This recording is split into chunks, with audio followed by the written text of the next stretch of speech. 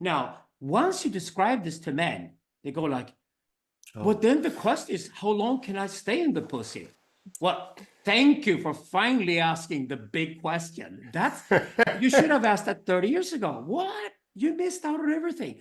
The point is that by controlling your ejaculation and go from 6 minutes to 6 hours, the greatest joy in your life will occur. She will finally get to that pleasure point you wanted her all along. Because for you as a man, because you are split, because religion and sex can never be unified, exactly for that reason, to see her unifying sexuality, spirituality, and express it to you is the greatest joy you'll ever feel. Bigger than any pleasure you could experience. So we have the full-on tantric explanation.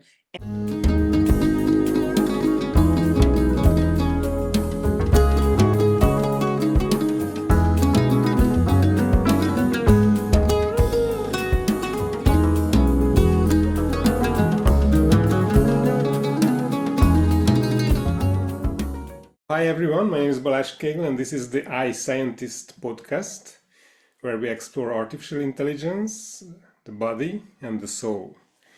And this is my immense pleasure to welcome back Alexander Bard.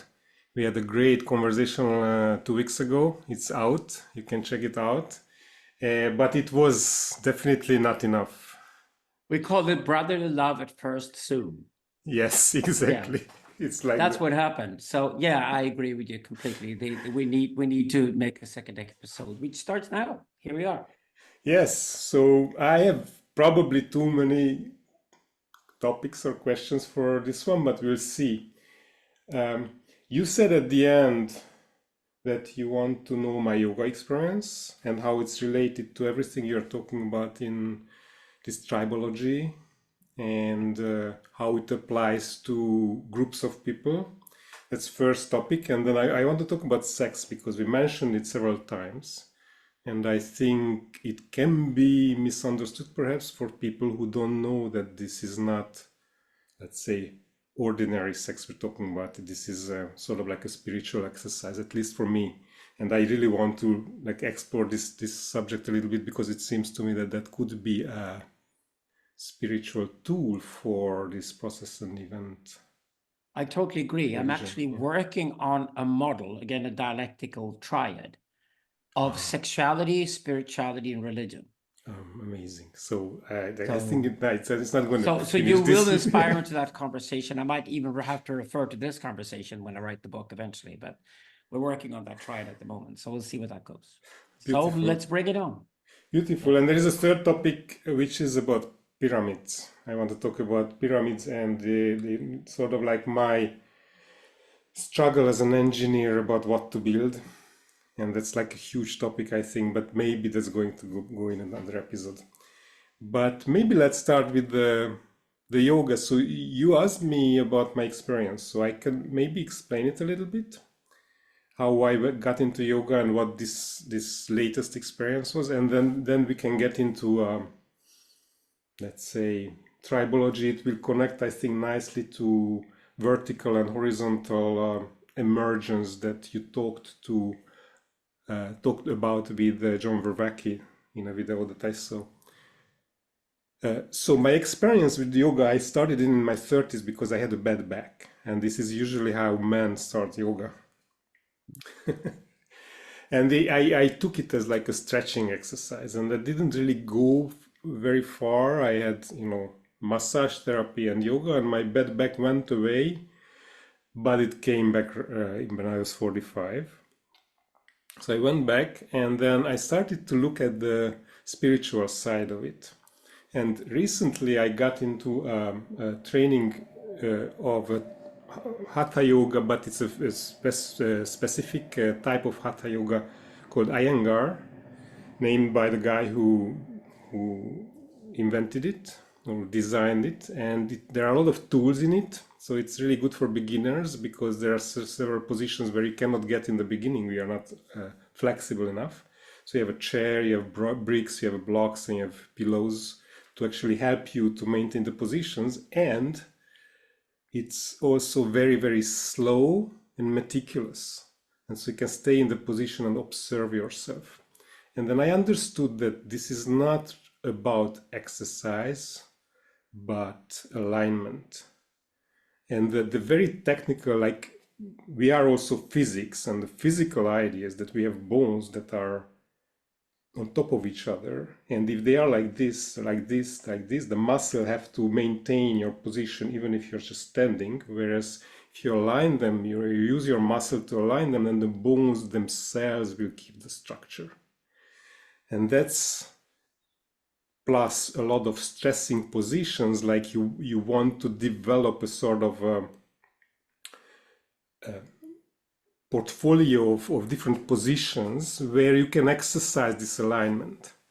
And so I started to think about yoga as a metaphor for sociology, psychology, and sociology. In the following sense, so I do believe that we have this sort of layered ontology, like this what John called the vertical, where you have emergence going up and emanation going down. So I and my partner, we are a couple, and the couple is sort of like a consciousness that we are part of, and the couple emerged from the two of us, from our relationship, but once it's there, it also emanates into us, it constrains us. I'm not the same person if I'm alone or if I'm with her. And basically what we do in couples therapy is to align the parts ourselves so that the relationship is happy. And when I was thinking about your tribology, it reminded me really to how you described like how the Persian came up with the sociont and how they actually designed the empire both bottom up, observing the happiness of the parts, which can go from person to family, to group, to tribe, to nation, to empire, but also top down to give them a structure in which they can exist. Which is what they had, exactly, which is what they had to work on, because the sociont as a form is something that's evolutionary developed. So the point is, up to the size of 1,500 people, we can relate to anybody, and crime never occurs, and we're perfectly happy. All these dreams about paradise, or dreams about communism, and all these dreams about sort of a society full of peace where we would never be violent to each other, are the dreams about the return to the sociont. But what the Persians realized was that with permanent settlement and fast-growing population, we had to start imagining what would it be to live in larger populations than sociont and still not kill each other. So that's the point. And this is where yogic practice comes in. So yoga is just a set of practices. There's also the mental yoga. So the Tantric yoga, the Sutric yoga, etc. So yogas are part of Eastern culture in the sense that they just the practices you do for various purposes. And specifically, if you have a certain personality type, your archetype, man or woman, are also different. The yogas are also different. Uh-huh. Yes, there was a guy at this retreat who told me that in Western world we basically got the Eastern practices upside down. So because we are so much in our head, the first thing we went to is meditation. And then you get this, I don't know, John calls it spiritual bypassing, where you meditate on the ruins of your life. So you don't have a body, you don't have like a physical existence, and you don't maintain with your ego the life you live in. Whereas in East, it was the other way around. First, you had to fix your body, align with yoga. Then you learn to breathe. And then meditation almost came as like naturally. I agree. So the first thing that happens to you as a Westerner is that you've gone to the gym and you've done a lot of exercise to get muscles and look bigger or whatever. And the first thing that happens when you see a yoga teacher in Mysore, India, is that they look at your body and have a laugh and say, well, the first thing we're going to do is that we're going to reverse your body to look exactly the opposite of what it looks right now. Because the yogic body is the exact opposite of what you have when you come out of the exercise at the gym. So the whole idea to have yoga passes at the gym makes absolutely no sense. Not at all. It's like serving steak to a vegan. It just doesn't make any sense. It's like, no, you don't know what you're talking about. This is not yoga. This is just another way of doing a very speedy run at the gym, 30 minutes, maximum exercise to get some kind of maximum result to it. And speaking of you and your partner, who we both love, speaking of you and your partner, the relationship, the way you describe it is that what we foster each other to do in the modern Western culture is basically, you met this girl, you have a relationship with her, she goes off on her own to exercise, to become more herself. You go off on your own to exercise, become more herself. And you're never actually involved in the relationship. The relationship is maybe a date sometimes, maybe checking in with each other, sharing an apartment or splitting the rent. It's okay, occasionally sex. Either partner being more frustrated than the other, one partner wanting to have sex more often, the other partner wanting to have sex longer rather than shorter each time, and they can't figure this out, and they come into therapy and they're just like, but there's not even a relationship here. The relationship would start with you saying, I leave my ego, you leave your ego, and we create something wonderful together, and we're byproducts of the relationship, which is what a relationship is all about. I am the byproduct of the relationship with my woman, so are you. So this is the point for the relationship. Exactly. And when I see her playing with her band, that band is a single consciousness when they really good. Of course, everybody's part of it, but it sounds, it looks, it feels from her description. You have from no inside. idea how many times I've sat in meetings with record companies, because your wife or your girlfriend and me have this thing about both musicians. You have no idea how many times I've sat down with the band and say there are 4 people in the band that play together, and I looked them in the eye and said, I know you guys hate each other and you don't get along, but I'm sorry, the chemistry musically between the 4 of you is just magic. Yeah. And if you think you're going to kick out one of the members and replace that person with somebody else, that magic will be gone. So you better go to see a therapist, work out relationships between each other, because the musical chemistry, it's magic. That's what the audience wants. They don't care about the rest. And they go, okay, we'll make another record. We give it another year and see if it's still successful. And of course it works. So once chemistry between archetypes, let's call it that, once chemistry between archetypes occurs, I mean, appreciate it, realize how rare it is, and you can get along with and work with somebody who might not be your best friend, or who you won't get along with, but let time take care of that, because if that chemistry is there between you, stay with it. So let's. You made me curious. I heard a lot of your discussions, but tell me more about archetypes. So, what are the basic? What is the basic typology? What can we aspire to?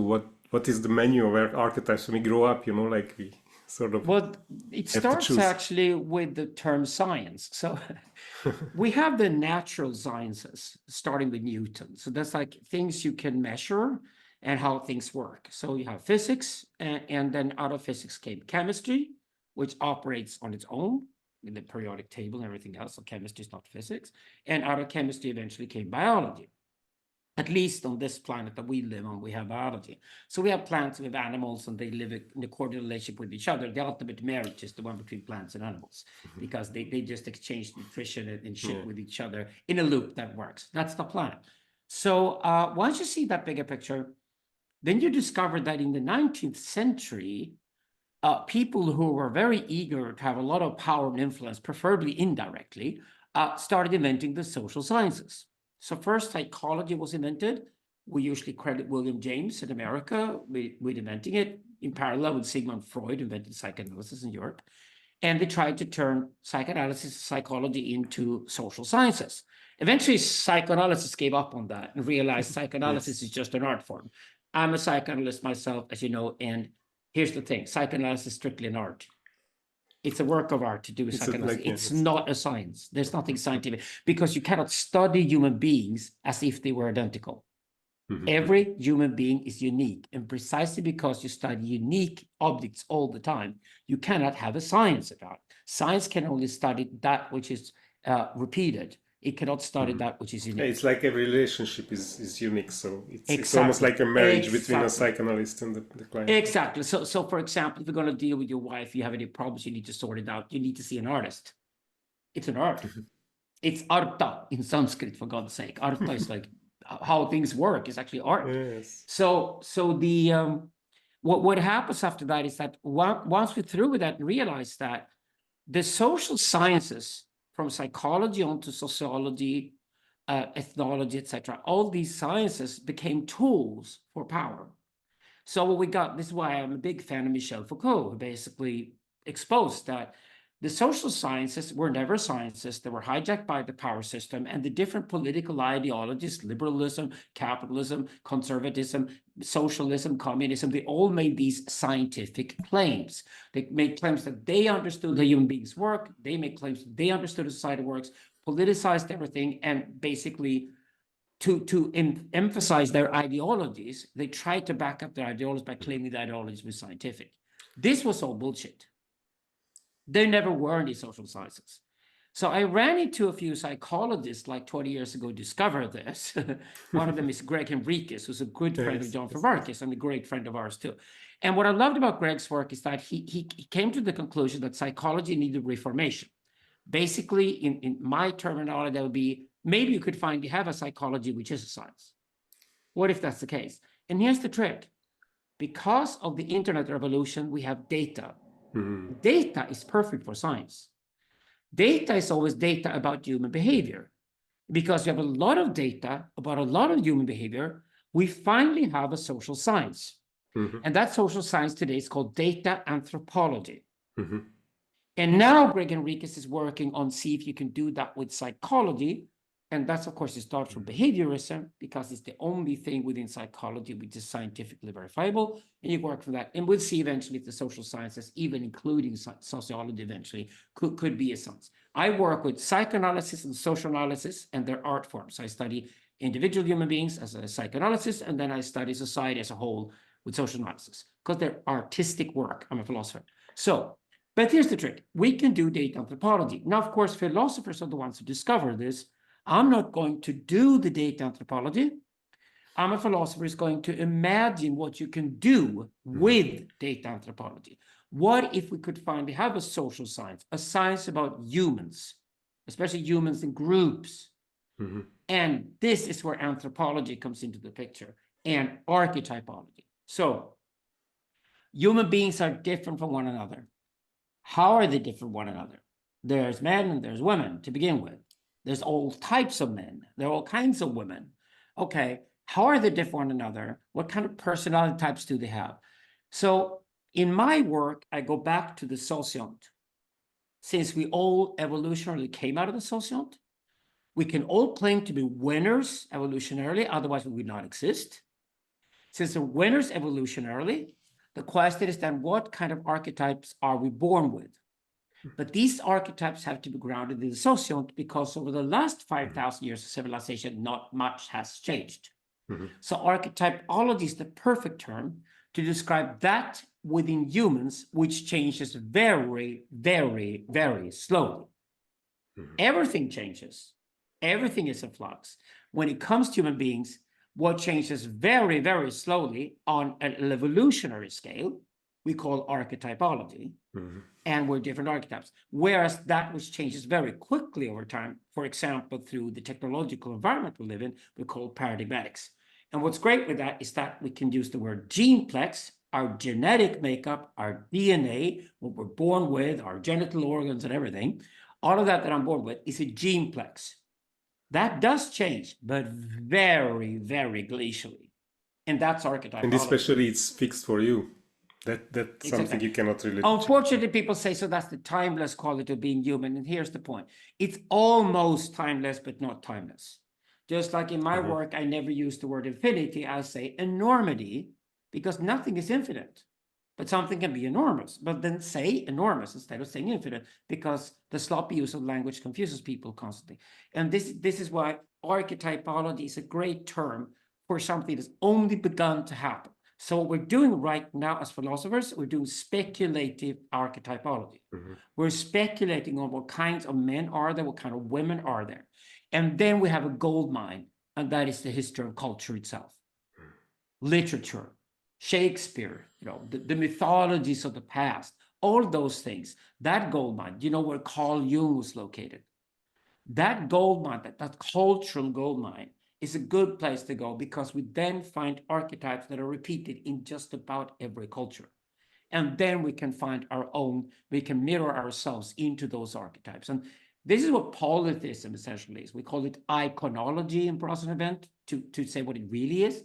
Iconology means that there are a series of lesser gods out there, or saints, and one of them is going to represent my personality type. So I basically align myself with that spirit, with the spirit of that archetype, by, for example, worshiping or talking to the saint or talking to the lesser god, and then I can have a personal relationship with that lesser god to become my true self.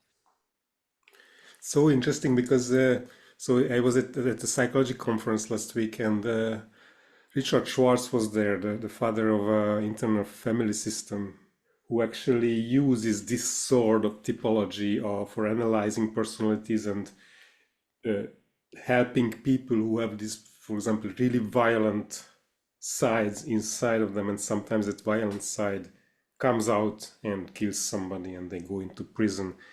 And it's I think John Vervaeke also fell in love with IFS recently, and trying to explore how it is related, those internal personalities, how they are related to those angels and demons or these icons. This is exactly what archetypology is. And here's the point. 50 years ago, when Marcel Eliade was doing anthropology, and we had a great anthropological revolution in the 20th century. I always claim that the two big revolutions that really happened in philosophy in the 20th century were nothing to be done with political philosophy or anything like that. It was really psychoanalysis and anthropology. That's when the revolution happened. But the problem for Eliade and these great pioneers Eliade wrote a book called Shamanism in 1957. And I mean, when Jordan Peterson was still interesting, Eliade was really his hero, you know. So the anthropologists came along in the 20th century, and they made a lot of claims that were speculative claims. And then basically they were ignored by the social science establishment, who said that, well, that's just speculative nonsense. Somebody read a book on Greek mythology. We shouldn't take that too seriously because now we live in a different age, and it limits our freedom as human beings to be different or express ourselves or whatever. It's exactly when event takes over the process, no? Exactly. True. But here's the trick. And then data science came along. And from out of nowhere, data science is going to prove that these anthropological theories are correct. That's why there's a shock to the system, because the social sciences were so used to not being sciences, but being ideology machines, that they, of course, believed that we're going to stay ideology machines forever. And suddenly, data science comes along, and we get the first social science, which, of course, starts with what's the easiest thing to predict when it comes to human behavior. Well, that's the group. It's not you and me, it's the group. And what do they find? They find that, weirdly enough, there seems to be a group that returns at a certain size, which is about 1,200, 1,500 people, which everybody can relate to. Everybody has a personal relationship within that community. Everybody can live or even die for the sake of the community up to that size. And then clan is the Dunbar number, 157. Data science has proved it. So Dunbar was correct, but it was the clan, not the tribe. The tribe is 1,200. And that's the sociont and the clan, and then you go all the way down to family. And here's the interesting thing. The reason why the nuclear family of modern Western culture doesn't work is easy. It's too small. Family should be 40 people, as any Indian will tell you. So now we know these forms. And you know what's weird? Every human being on the planet relates to these forms. They might disagree. Intellectually they do, but as soon as you start studying the behavior and start studying the reactions and start studying their loyalties to different group sizes, these three forms return constantly. I know. We have now archetypology as the first proper social science. I see. Well, so the archetypology is basically on the personal level, and then you can build the sociology out of it. Like exactly, or it is a sociology, because archetypes are not only personality types, they're everything. So every form that human beings relate to. So I'm sitting here by a table, I've got a laptop in front of me and a microphone there. I mean, here's a teacup. And all of these things are forms, and most of these forms are archetypes in a sense. I wouldn't say the laptop design is an archetype because it's only 30 years old, but the form of looking somebody in the eye, which I do right now, which I'm having a conversation with you, is certainly an archetype. It's called a conversation. So, and the teacup and the table are certainly archetypes. They're that old. So the archetypes are around us all the time. And the number one archetype, here's the trick. To study religion today, the number one archetype is the sociont. We talk about the god or the goddess or whatever. It is the tribe we're talking about. It is being responsible to the elders for delivering to the tribe, which is being human, which is, of course, religion. So the original gods were the forefathers and the foremothers, or possibly fathers and mothers who put in the future. But they weren't present here, because present here were the elders themselves, to which we're totally responsible. And when we start looking at any culture before the modern industrial age, any culture before the printing press, the power of the elders in any community anywhere in the world was just intense. You didn't argue with elders. Nobody ever did. Because if you did, you were dead. So there are a lot of things directions we can go into, but one thing this reminds me is so Eliade, but also Van Gennep, who talks about rituals which were developed. We should mention Van Gennep is another one. Just mention that. Van Gennep is some of the giant anthropologists of the 20th century. Totally. Yes, yeah, and go on. He's the one who describes, and I know this from Bea because she uses it in her songwriting practice and teaching, how when you transform, because we have an archetype, but we go through life and there are these events like marriage, death, a baby is born, we're becoming adults, and in the tribe these were all accompanied by rituals where you went into the transformation, you left the old behind, you went into the chaotic part, which like the wedding, everybody's drinking because they cannot handle the chaos, right? And then you step out. In Hungary, for example, the bride changes color, like from white she goes into red at that point when she goes out of the ritual. Now I'm a married woman, and next thing will be kids. Now I've been fucked and it's bleeding. Yes, and I'm gonna have kids. Perhaps, yeah, exactly. I love Hungary. And so and the idea of the ritual was to make these transformations easier. And somehow I feel that today, because it's not only the family is nuclear, but also the way through life is scattered, and we all trying to like patch together some kind of rituals in each nuclear family that maybe looks like the neighbors, but it's all idiosyncratic. There is no village around to manage these things. And so you end up with a nuclear family sitting in front of a television set where people aren't even watching television, they're just watching each other's smartphones. Well, that's television was at least we were watching the same movie, right? It's a really poor ritual, but it is the contemporary ritual par excellence. So I give you a little commentary here that I can't resist. Isn't it funny, and it also shows how sexual we are as human beings. Isn't it funny that women are on the side of the process and men are on the side of the event, right? Exactly. But when women want something from men, they want an event because the event, so they love weddings, for example, right? Whereas man stands for event. So when man wants something from woman, he wants a process, he wants a marriage. Yes. The woman dreams about the wedding because that represents the man. So the man dreams about the marriage because it represents woman. This just proves the process on the side of the feminine, events on the side of the masculine, because the point is that it's when the two meet or they fantasize about their meeting, although it's kind of impossible, but therefore goes on.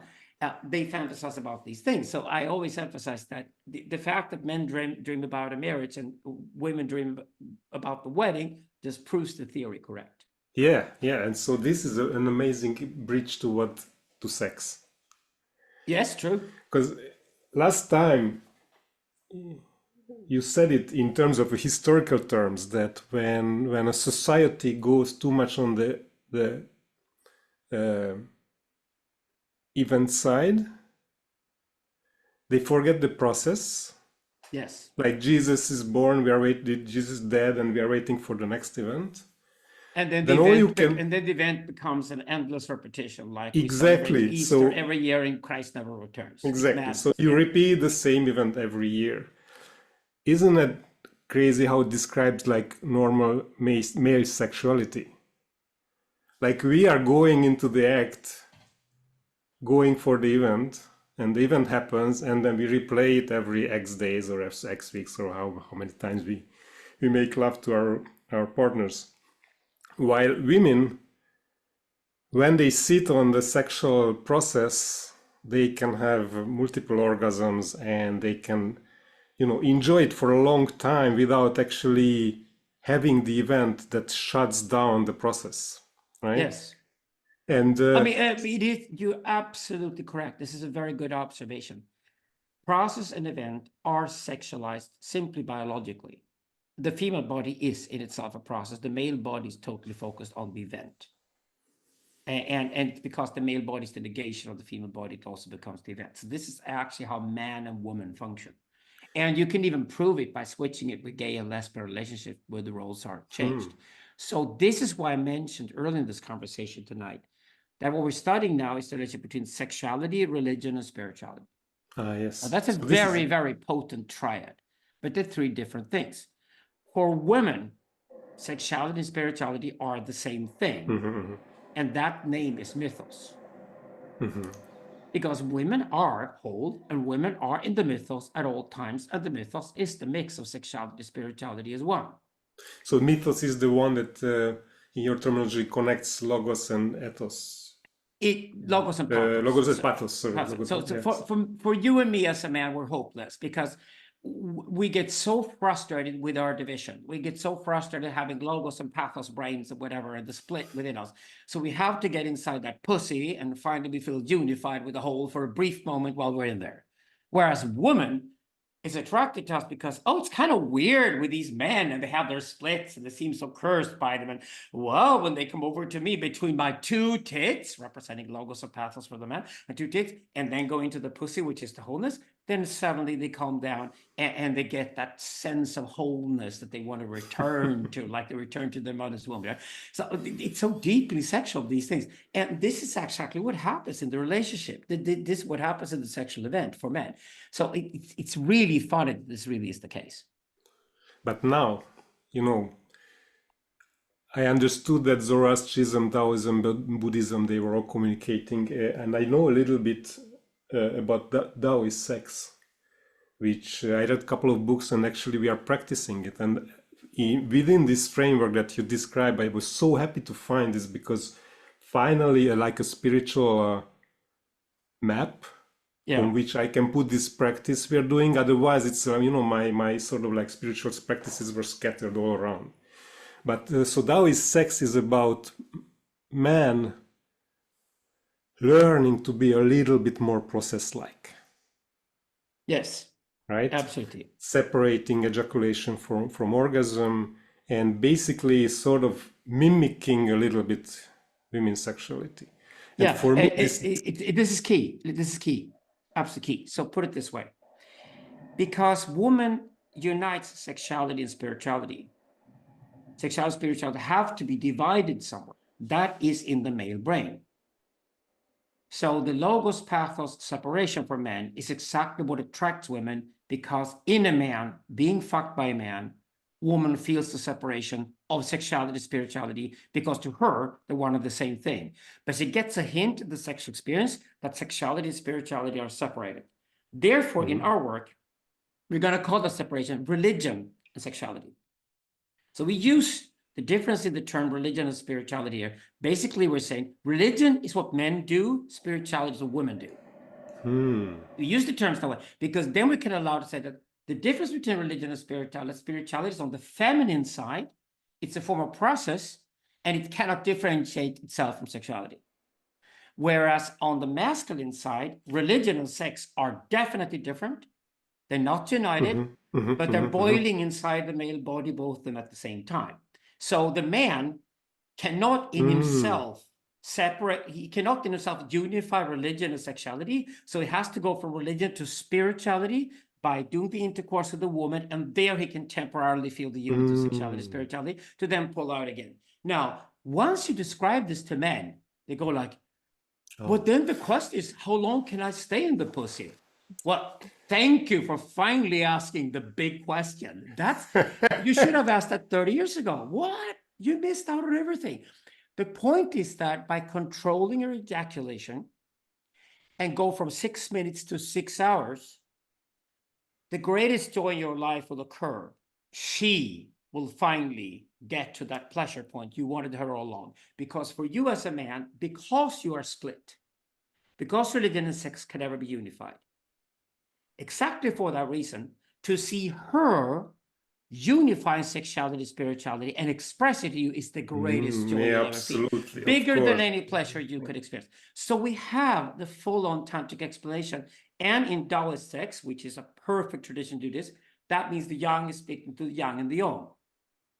So you split, the split is on the yang. So yang and yin are opposites, but for that split to sexualize, to be sexualized, for the split to have a sexual attraction, there has to be separation within the yin, and the yin is therefore separate between the yin and the yang.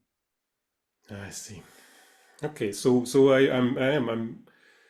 I'm very excited by this actually, because exactly this happening now at this moment in my mind is that I'm unifying my sexual practice with religion, if you want to call it that way, or my spirituality.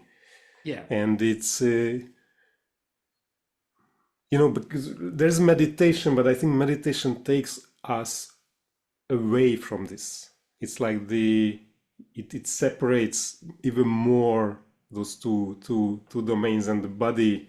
I mean, it's okay, but meditation is the opposite of this. So if you think of it like a full-on spectrum, the pure experience that you try to achieve meditation is one extreme of a spectrum. The other extreme is what we call the infinite now, absolute bliss.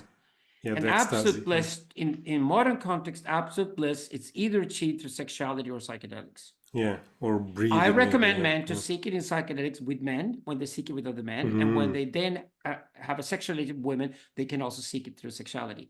So this is like you can go from the eros onto the agape, to speak Greek, and you can go from the philia to the agape in the other way. But you can go through either sexuality or psychedelics to try to experience that. And once you've done it through sexuality or psychedelics, you might be able to do it through contemplation or meditation techniques too, but that's much more complicated. That's much more complicated. The easiest two accesses to intimacy today, if you're a man and it's your brother, then go through the psychedelic experience and experience the infinite now together, or go through sexuality with a woman and experience the infinite now sexually with a woman. And don't mix sex and drugs, ever. Don't. Yes. Don't. It will ruin your sex life in no time at all. It's just greed. It's just greed. Yeah, Don't. Greed will not. Greed is never the path to bliss. Greed is the attempt to jump too quickly to the bliss, and therefore you ruin the bliss and you never get it. There is a specific path to bliss that you must pursue, and there is shortcuts, and the shortcuts are sexuality and psychedelics. Yeah, they really are. Yeah. So yes, as you said, I know the Taoist it comes from Mantak Chia, maybe the modern version first, and then there are teachers like David Deida and more recently Kim Anami and John Wyland. Yes, who are teaching that way. So they are amazing, and the world would be so much better place if men, instead of meditating their life. I worked with that ex-partner for several years. He's highly controversial, but he's an amazing teacher and sexologist, and he's one of David Deida's favorite students. So that's the Deida school. So the trick is that probably started with Kashmiri Shaivism. So out of Shaivism in India came the idea that you can absolutely keep the Tantric. We would have done the same thing in Western culture if we had gone with the Dionysian culture instead of going Christian. But because we picked Christianity and Islam in the West instead of going Dionysian, the Indians did the opposite. The Indians even drove the Buddhists out of India in the 3rd century because they were tired of being too ascetic. And here's the funny thing. Because they then invented Kashmiri Shaivism, and Shaivism drove Buddhism out of India, Buddhism later reformed, incorporated Shaivism as a practice, and that became Tantric Buddhism, which of course, as we all know, Tibetan Buddhism. That then came to China and became the Chinese schools, and that became Taoism and Taoist Tantra. I see. And all the Eastern cultures, the Japanese, the Chinese, the Tibetan, the Indian cultures now have the tantric practices. I am working on restoring the Persian tantric practices. And so, where do you find sources for the Persian version? It's the Zoroastrian. So it's prior to Islam. So this is the origin of Sufism, as we call Sufism with the Z. I see. So when you spell Sufism with the Z instead of an S, pronounced the same way, but it's Sufism. When you do Sufism, you do Zoroastrian Sufism, which is older than Islam. And then there's tons of sexual practices. There is psychedelic practices. You get the whole variety of it because, it's not Islam, basically. Islam came in and said that anything that you can't do in public is banned. And Christianity came and said, anything you can't do in public is banned. And we just went, well, we'll do it in private. That's exactly why it's sacred. And you got Tantra. Yeah, okay. I was always a bit confused, like how Sufism is part of Islam. Yeah, it is. So, you know what? yeah. The Sufis and the Muslims are very confused too. It's been a fake arranged marriage for 1400 years. I've never met a Sufi who was a Muslim. I've never met a Muslim who was a Sufi. So the Sufism is like a parallel culture that existed. But I even want to cleanse it from the sort of Gnostic Muslim influences because I've basically Sufism with the Z is a monist worldview. Everything is connected to everything else. Whereas the dualist worldview, which is fundamental to Islam, is what we call Sufism with an S. So we can allow Sufis to be dualist because then they're too Muslim and they're Sufis, but I see. I see. So that's how they put it together in their soul, that it's two different things. Yeah. And I'm working both with men and women from Iran and Iraq and Turkey and other cultures in the Middle East to try now to restore the Middle East and Central Asian Tantric tradition. Beautiful. Yeah, I want to know more about this, but yeah, okay. It turns out it has inspired Tibetan and Chinese Buddhism and Taoism enormously. I see. There's a huge Persian influence. Padmasambhava, who founded Tibetan Buddhism, essentially wasn't from India. He was from Tajikistan. He was Persian. Bodhidharma, who founded Zen in Japan and Shan in China, came from Zogda, which means contemporary Afghanistan. He was not an Indian prince. So there was a constant influence of Zoroastrian thinking and practice. So there was a constant trade of ideas between Persia, India, and China. And then you can include Japan and Tibet in that picture too, and you get the full picture of these. And this was pre-Greek, right?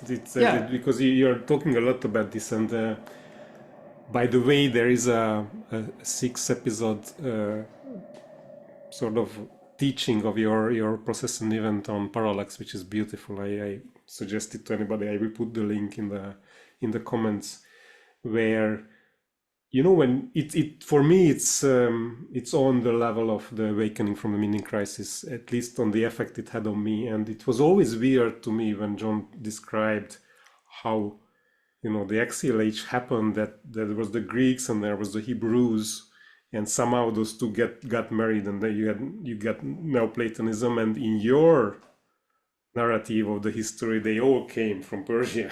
Yes, they're much older than John claims there. John is ready to change his mind too about it too, because his current studies, which I highly endorse, is the comparative study of Neoplatonism with Zen. Which makes sense. Yes. The only thing with those studies is that both the Neoplatonist and the Zen are avoiding bliss, are avoiding the infinite now. For me, that means that I study Zen. I'm going to Japan in 2 weeks. I'm going back to the Zen studies. But I'm staying with the Shingon tradition in Japan, and I'm staying with Vajrayana Buddhism, because I will not go into and adhere to school that doesn't completely embrace bliss. If you want to avoid bliss and go ascetic, fine, but you're not in my club. Exactly. That's also a way. I think you and I agree on this completely, and so does your woman. So I think most women would agree with this. Yeah, but your point here is so valid. Your point is that when you go towards the infinite now and towards the bliss state, meditation is the exact opposite of that. Don't mix up the two. If you want to go for the pure experience, well, you can go for the pure experience. But that's like breakfast. It's not dinner. The dinner is the bliss state. And the infinite now has nothing to do with pure experience. And actually, your entire conscious experience has these two extreme states. And for me, a worldview has to embrace both. I think fundamentally our dialectics, our personal dialectics, our own relationship to ourselves, is this relationship between the ultimate bliss state and the pure experience of just pure being without any sense of ego involved. Yeah, it's like the nothingness that you get into meditation, and then the ecstasy of everything. Exactly.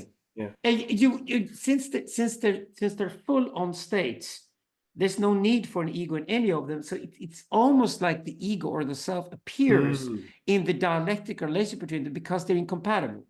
It's obviously incompatible for you to be in a total bliss state and to be in a pure experience. Now, if you're going to be a pure experience, as the Zen masters call it, or you're going to be bliss state, since they're incompatible, the self is the only way for you to experience both in your life. That connects the two. Yes. Yeah, okay, I see. Wow, okay. So there is another big topic for me that comes out of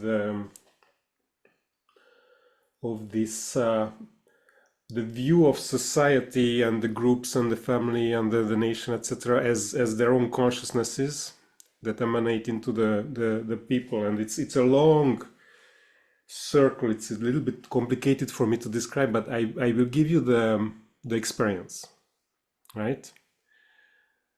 I worked with physicists, experimental physicists, not the theoreticians, experimental physicists. And now, today, an experimental physics experience is exactly between the Dunbar number and the tribe, the number of people working on it. So I worked with a group called Pierre Auger on high energy cosmic rays. There was an observatory in Argentina, and it was really very, very familiar because we were exactly 150 at the workshop, maybe 400 people all around, but they didn't really participate. And it was a beautiful, cozy feeling working on this. With the big difference from the tribe is that I think the tribe's goal was to survive. You went out hunting and there was the process, and you survived and you reproduced and you fought the neighboring tribes, or you made peace. Yeah, we didn't die individually. Well, what happened in evolution was that sociont survived or died.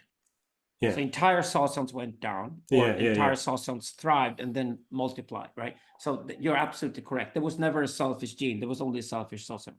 No, that's like it's already like Wilson, his name. You know, the biologist who wrote a book about group selection a long time ago. So yeah, it's pretty much accepted, I think, today. But what I want to talk about is that the difference between the physics village and the village is that we had a goal which was not related to our pure existence. It was somehow an outside thing, which I talked to a lot of physicists in this podcast, and when I asked them why do they do what they do, it's always some kind of mixture of, I wanted to do science and I met a professor and then I did this. It's not really like a choice. I really want to discover the Higgs boson, right?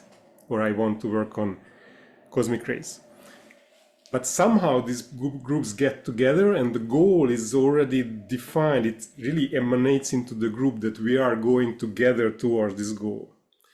And what I found frustrating is that I was 7 years in Auger. I loved it. I had friends. It was really nice. But at the end of the day, I was not sure that is this a pyramid we are building? Is it really something that's important, or it's really was the opposite of pyramid, like building something that becomes useful, And as an engineer, I often face this problem that, if you look at Elon Musk, he's building rockets to go to Mars, to bring people to Mars, and we both know that it's probably a futile pyramid. But he also makes, satellites that connect everybody, and maybe that's good. Or he takes over Twitter, and maybe that's good, maybe that's bad, depending who you ask. But that's something where we see more the goal.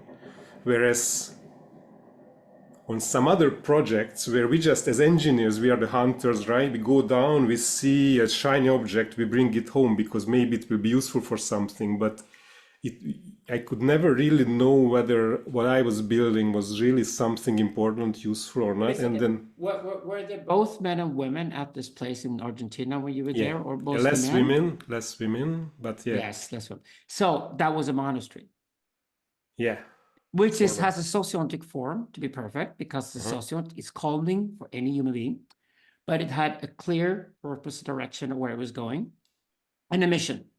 Yeah, So at exactly. least for the male subject, not for the female subject, because the female subject is directly tied to reproduction itself process, right? The male subject has to have an event in the future towards it's pulled. And that means the male subject has to have a project first. It's kind of weird that Immanuel Kant is talking about subject and object how to relate to each other. It's very artistic, the whole thing. It's just like, but that's not me. But my subjectivity doesn't even exist unless there's a project which I submit to. So, for example, I live in a monastery here in Sweden. We're tantric monks. We have female lovers, but they don't live with us. We live with men only. Okay. The way we then formulate why we live together, why we never argue, why we shared mission into the future, is that we just said, well, we have a shared project. We can call it God. So we just say God. We say the G word because it makes sense. Because any project that we share then gives us subjectivity. Our subjectivity is given by the brotherhood between us by working on a shared mission. What you miss as a man was being inside a monasterial community that had a shared purpose. And here's the trick. If you go hunting, you don't know whether you're going to be successful or not beforehand. But you still have to go hunting, because if you don't hunt, you will certainly not be successful and you'll starve to death. And your woman will hate you and leave you for another man who gives her something to eat. So you have to go out and go hunting. And you pray to some whatever spirits around you, and you use whatever weapons and whatever technology you can do to be successful at the hunt, and then hopefully you win. And if you do take the big bait and you pull the big moose home, whatever, and you have a big feast that night, you get laid and you were happy. So the trick is that purpose does not mean determination. The purpose is always in the future, because in the future it's indeterminate. That means it's both dependent on your willpower to be successful in the first place, and there's still no guarantee you're going to be successful. Now, this is deeply humane and deeply masculine. That means that we men are willing to die for the cause of our project. That is what being a man is. And that is why, for us to really fall in love with a woman and devote ourselves to her and stay monogamous to her when it's required and all that, requires her to come to us and say she wants a wedding, because then we hear the word marriage. And when we hear the word marriage, we hear something we can commit to, which is a process, very feminine. So we commit to the process, so we become more eventful. So if this woman, through the marriage and through breeding and having kids, which is certainly the event when the kid's born, when the breeding happens and the kids are born, and they will transcend you, so the day you die, your kids will survive after you, and you get all this richness from a woman, you love her, and you're then anchored in that marriage with her from your perspective, so that you can go out and create more events. And every time you go hunting, when you take down that big buffalo, whatever, an event. Yes. When you drag the buffalo home to the village, it's her event. It's a sociont event. And your life is driven by these events. And then when you go darker, it's required to go into war. And wars happen much more rarely than hunting. But then the warriors take over, and they have to go out there and prove their track record and kill other human beings, which is an entirely different thing from killing animals. And they have to kill other tribes and make them go extinct and have territorial expansion, because there's so little food out there, whatever. And when they do that, that's even more sexually arousing for women, because then they come home with peace, and they come home with an extended territory, which enables the hunter to hunt more. So this interplay between warrior and hunter is the masculine power. And what you're missing is basically being within that community that had a shared purpose. And here's the trick. The purpose was never guaranteed, and it was not pyramidal. Precisely because you knew this one thing, that even if we don't succeed in achieving the purpose, on the way to the purpose, we learn. And that knowledge will pass on the next generation. It's not futile. Building a pyramid, which is an exact copy of the previous pyramid, is the madness. Building a pyramid for the first time is not madness. I see. That's the difference. Because it's exploration. We just didn't work. Exploration, always meaningful. This is why it takes 40 years in the desert to achieve the Exodus. The Exodus is not 4 weeks, it's 40 years. Why? A whole generation has to die, a new generation has to come along. Nobody within connection to Egypt can go into the promised land. And that whole exchange of information between generations, that whole learning process is the Exodus. I see.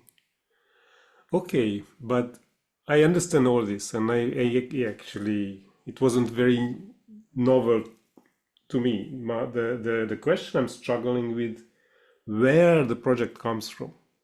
Because, you know, John has the relevance realization theory where sort of you decide what you want to do, your value system is somehow the things that are relevant for your survival on a personal level.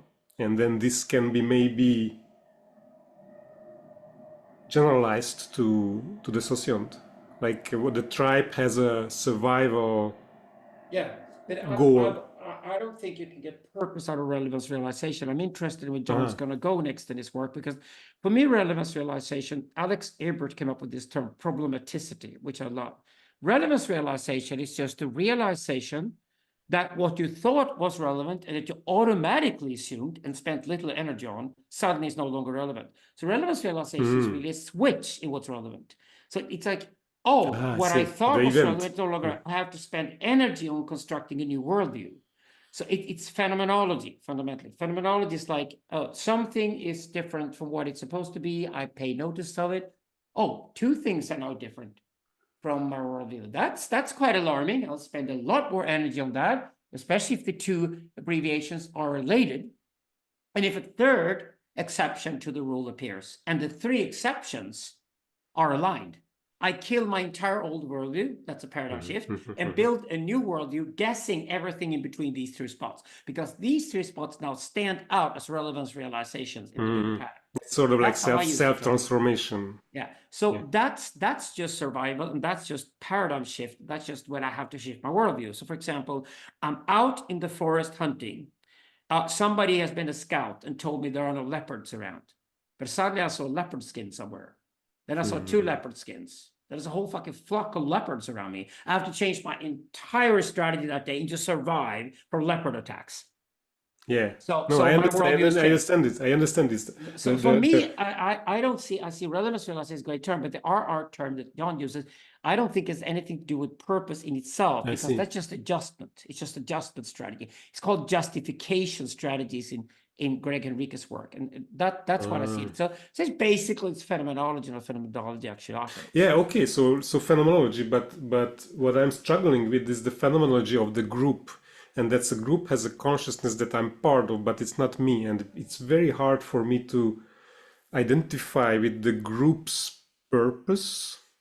And so as an engineer, shiny object, I go there because it's fun to work with others. The whole thing, the hunting thing kicks in. And then we hunt for Higgs boson, we measure its mass, or we measure whatever. And then I come back and then I ask myself, what was it for? You know, who gave me this purpose, and where does it come from, and why did I do it, and why didn't I do something else, you know? It was a man's life. This is what a man's life is. It's exactly what it is. It's setting up purposes with other men and then try to fulfill them and see if they work. And here's the great thing about men. Men are more than willing to forgive you if you fail, if at least you tried, it was interesting. This is why I call it an art. I think art is much deeper than science, and art is much deeper than success. So art is trying to pursue something and see if it works. And you always have the knowledge afterwards. You can always summarize what you did. You can always say, this flopped because of this and this. If you're going to try it again, you might try something else, but here are different alternatives you can try. In this sense, men are fundamentally experimental, and they're willing to give their lives to the experiment.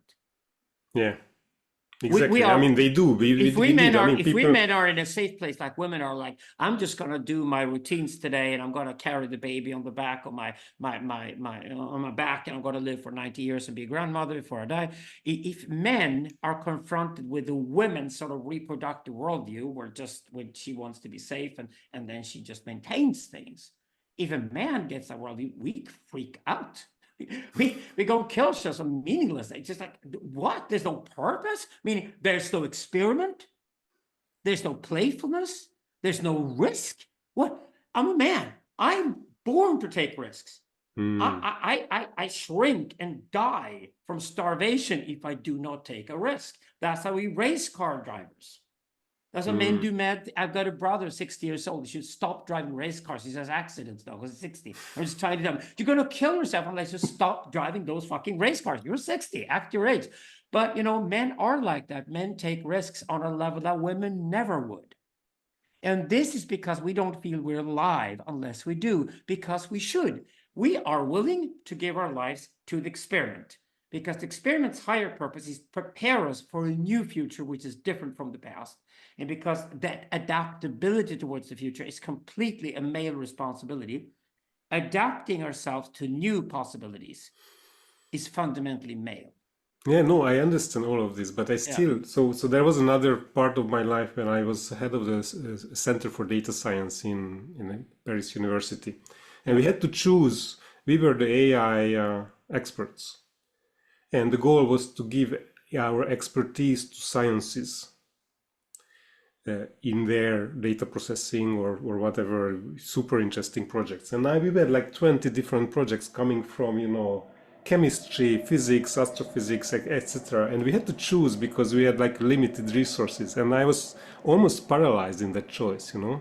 There was nothing in my training that prepared me for choosing between, I don't know, solar storms and Mars craters, you know. Like, which ones should we have, you know? And this kind of comfortable just rolling a dice where you're too neurotic for that. we had a very sophisticated system to basically roll dice. Yeah, but it's like nobody really admits this. But arbitrary. I find it beautiful to talk about the collective consciousness. I call it collective subconsciousness because I don't think humans ever are conscious, especially on groups. But the collective consciousness is like a collective intuition. And what you're looking for, and I've been looking for all my life, is to find that team of men who have the same intuition towards something. It's a kind of matching archetypes to go into that purpose-driven project together that really, you know, motivates us to do the things we do. And this is what people call flow these days. To be in the flow, because you can't just be in the flow because you wanted to. You have to be, the first thing you have to really meaningful purpose you share with others to go into the flow. Otherwise, you're never in the flow state. So I think that we're very much alike there. And for example, when I do men's work, which we'll certainly do together next year, that's for sure. You and you're going to go into men's work. And when we do men's work, and the women come along and they say, "So you put the guys in a group together to talk about their feelings?" I'm just like, "No, you can't." What? Well, you can with women because you sit and gossip all day long. So you can express your feelings whenever you want to. No. What I tell the guys is to go out in the forest to build a fucking totem pole. I give them random projects. Exactly. I give them a random project, and then they build the fucking totem pole, and then they talk. By the way, then they can't get enough of it, and then they want to stay for several days, and they want to be more totem poles, and then they start fantasizing about fucking women together and having gangbangs around the totem pole, and I'm just like. And I go out and say, let's see if the totem pole is a bit original. Maybe it's a very standardized totem pole or random totem pole. That was quite a totem pole they built. And I'm just like, who came up with that idea to build it that way? And then I found the artistic genius among them. And I said, you're an artist. You're the artist, right? And the other guys, you're drones. You work hard for the artist. But the visionary here was the artist, right? Because he tried something novel, an event. He put the event into the archetype, right? By the way, I love sitting in a circle and sharing my feelings because it was so strange to me in the beginning, and it's sort of like this like the Taoist sex, sort of like process and event.